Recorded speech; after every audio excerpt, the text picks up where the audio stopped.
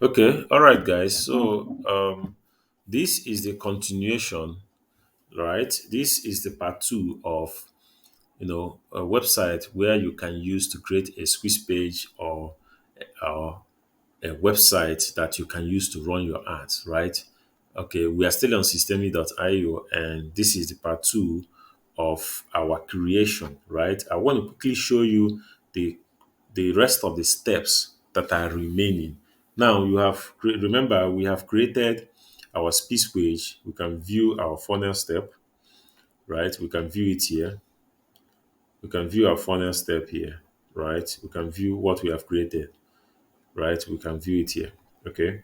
So what we can quickly do is I'll quickly show you the rest of it. So if you go back and you don't see what you have created, you just refresh, refresh your page and you will see your creation. You will see your creative, right? You see what you have created. If you refresh your page, you will see this is your page. This is one piece page that you have created. You can edit your page. You can click here and then enter the editor again, right?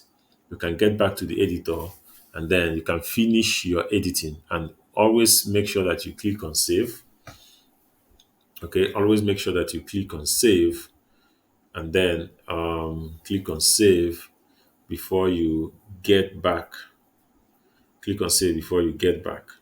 Okay, so click on save before you get back. Okay, so I want to quickly show you the last bit of it so that when you scroll up, you have chosen your funnel name.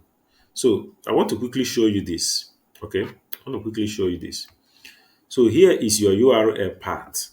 So you can edit this part of your URL to be anything. So system.io slash, you can name it graphic design. Okay, graphic design. And then you have created a custom URL. You see, it's obvious. And then you can take the link, you can copy it to clipboard. Okay, you can use this link to access the funnel page that you have created, right? You can use it if we open on a new tab now, open on a new tab and we search for this. Okay, we search for this. We can see it here.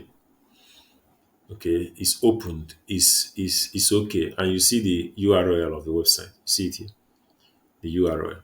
So that's it, guys. You can see the URL here. Okay, so see, this is where we are. So you can change it to anything you want and create custom names, custom links that you can use. Okay, I hope you understand this tutorial, and if there are any questions, please do let me know. Okay, so I'll see you in the next video.